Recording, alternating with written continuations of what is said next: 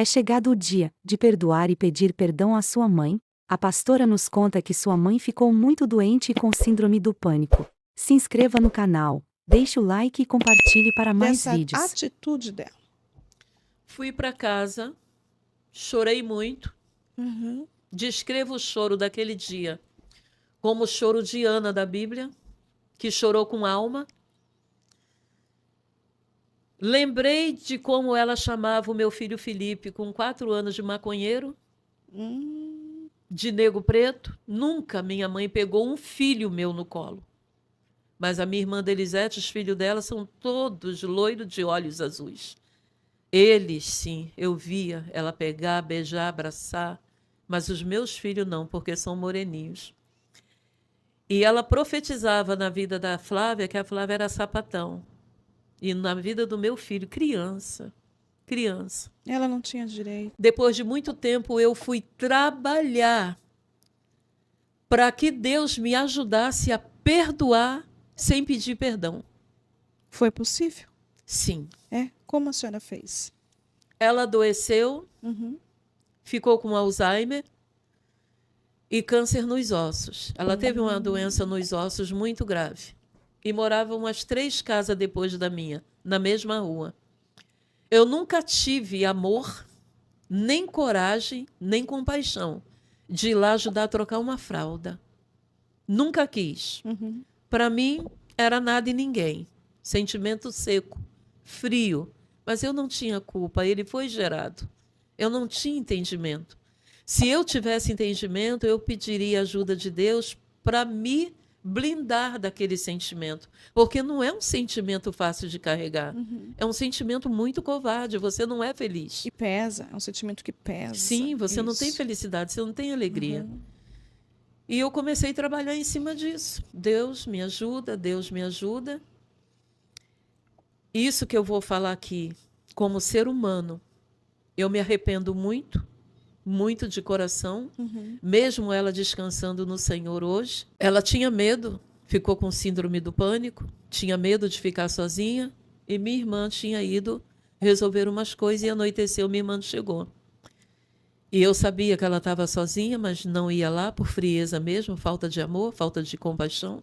Não tinha empatia nenhuma. E na minha casa tinha umas escadinhas de barro para subir até entrar na porta. Eu vi ela ajoelhada ali de gato, de 4. Aí eu coloquei ela para dentro, sentei, deixei ela lá na sala, até que minha irmã fosse buscar. Sem uma única palavra. Não tinha empatia. E independente de qualquer coisa, ela era minha mãe. Nem que só no nome, mas era. Disso eu me arrependo bastante. E aí chegou o momento do perdão de verdade. Eu estava em Angra dos Reis, fazendo um trabalho no Rio de Janeiro. E era para a gente voltar para casa num certo período. E 2 dias antes da gente voltar, eu não dormi querendo vir embora do nada. Quero, porque quero, porque quero, porque quero ir embora. E aí ela adoeceu, estava nos aparelhos, e a minha irmã falou, se quiser ver ela, vai ver com vida. Aí eu cheguei dentro da UTI, olhei para ela e tive um sentimento de compaixão, mas fui fria. Tive um sentimento de compaixão de ver ela naquelas aparelhagens. E aí, do nada, me deu um choro.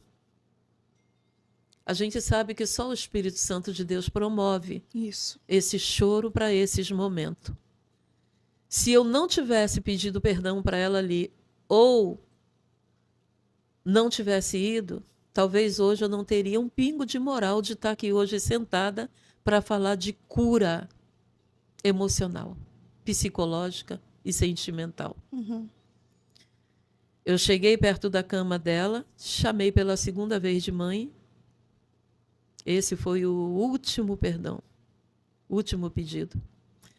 E disse para ela, mãe, eu estou aqui, não sei se a senhora está me escutando, Mas eu vim aqui te perdoar, para a senhora partir em paz, sem ficar devendo nada para mim. E eu quero dizer para a senhora que todos os maus tratos, todas as surras, todas as ofensas, todo o agravo, toda a judiação, todo o estrago que a senhora causou na minha vida, eu estou te perdoando hoje do fundo da minha alma. E eu não queria que a senhora fosse. Não é do meu coração que a senhora vá. Porque a senhora é a minha mãe. Eu te perdoo de todos os danos e de todos os estragos e pela história de vida que eu tive. E quero que a senhora me perdoe também como filha, porque não fui perfeita. Todo o meu pecado, tudo que fez a senhora me rejeitar, eu quero pedir perdão para a senhora pelo dia que me disseram que eu era a cara de Maria Paula e eu te xinguei, te desconjurei, só pelo fato de alguém ter dito que eu parecia com você, que eu era a sua cara. E eu era a cara dela, desde corpo, a rosto, tudo. Eu era a cara de Maria Paula.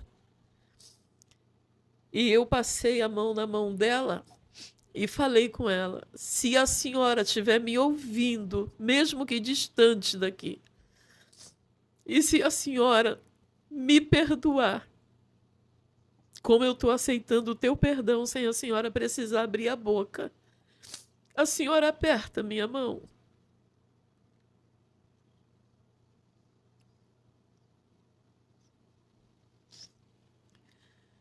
E ela apertou minha mão, confirmando que estava me perdoando, porque Deus sabia que eu também não podia ir embora dessa vida sem pedir perdão e sem me reconciliar com ela. Eu viajei para Angra dos Reis, fiquei lá alguns dias, e faltando 2 dias eu queria, porque queria ir embora. Eu cheguei ao ponto de adiantar o relógio para que a gente fosse embora logo. E meu esposo não queria vir, e eu também não sabia, porque eu não queria ficar. E Angra dos Reis é um lugar que ninguém quer sair dele. É um lugar maravilhoso. E aí eu fui embora, e eu tinha que descer no ponto da minha casa, que era na beira da pista, e tinha o ponto.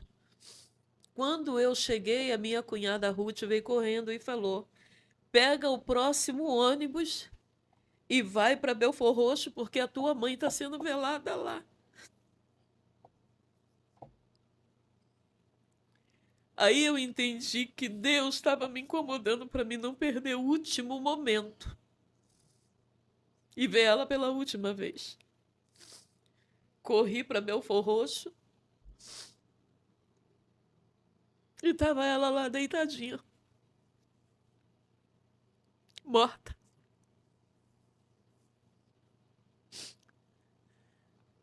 E o povo me consolava muito porque conhecia a minha história. Os mais chegados conheciam minhas dores. Mas eu creio que Deus não colocou ela na minha vida como mãe para cuidar de mim. Deus colocou ela na minha vida para me preparar para me ser mãe de muitos. Porque eu não tenho conta de quantos filhos eu tenho que me chamam de mãe, pelo tratamento, pelo acompanhamento, pelos conselhos, pelas batalhas que a gente trava até sair da arena. A minha mãe entrou na minha vida para me fazer de mim uma mulher forte que suportasse dor.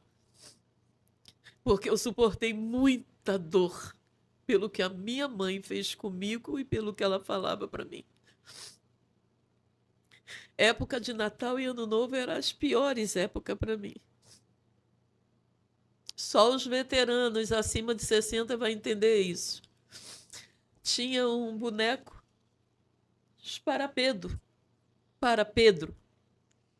Eles eram de plástico, eu era doida para ganhar aquilo. Eu nunca ganhei.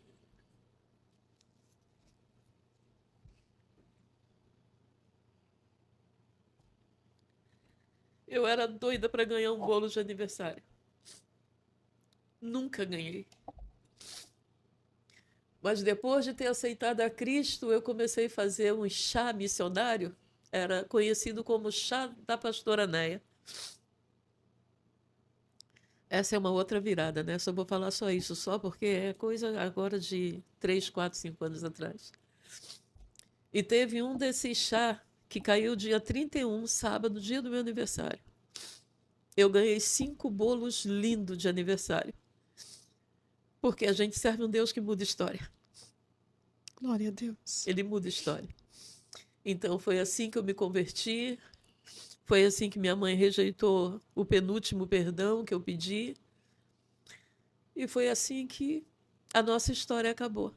Não tive a oportunidade que muitos têm, porque você observa hoje essa geração mimizenta que não respeita um pai, que não respeita uma mãe, que enche uma geladeira, que compra uma fruta, que paga um lanche no final de semana, que banca uma viagem para algum lugar, que compra um tênis que queria, uma blusa daquela marca, não trata bem, não reconhece, não respeita, não agradece. Às vezes os pais não têm nem obrigação, mas têm o amor para continuar fazendo após os 18 anos. Então, essa geração precisa entender que veio geração antes deles que não teve o beijo que eles têm, não teve o abraço que eles têm, no caso. Eu nunca pude deitar na perna da minha mãe, meu Deus do céu. O que é isso? Isso não custa dinheiro, valores. É só deitar e se sentir seguro. Como eu queria que a minha mãe dissesse: minha filha, vem cá, vai lavar essa louça aqui. Era sempre nega, macaca, crioula, tição, praga. Então, o que a gente faz com essa geração de hoje que tem tudo? Eu costumo dizer, às vezes, em algumas palestras, que quem mais recebe flores é morto. Mas quem tem declaração de amor é morto. O cabra pode não valer uma moeda de R$1. Se morrer, ele vira uma pessoa maravilhosa. Por que em vida não era? Porque ninguém dá valor. O valor a gente só dá quando é o momento da despedida, de fechar o caixão e lacrar e jogar no buraco ou colocar na gaveta. E quem é que garante que a vida de alguém é perpétua na nossa vida? Eu estou aqui hoje tentando alcançar a libertação de alguém através... Aquilo ali é lindo, resgatando valores, nome lindo, escolhido por Deus nos céus.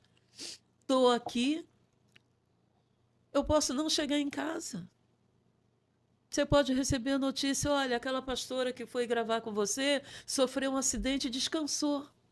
Ninguém é eterno. E as pessoas parecem que não dão valor a pai, mãe, filho, marido, esposa, porque parece que vive de eternizar as pessoas. Mas ela sabe que a vida é um sopro. Soprou, foi. Então, a gente é privado de tanta coisa boa que eles têm e não aproveita o momento achando que esse momento vai ser eterno. Não é verdade? É verdade. Quantas dores, né? Quantas dores.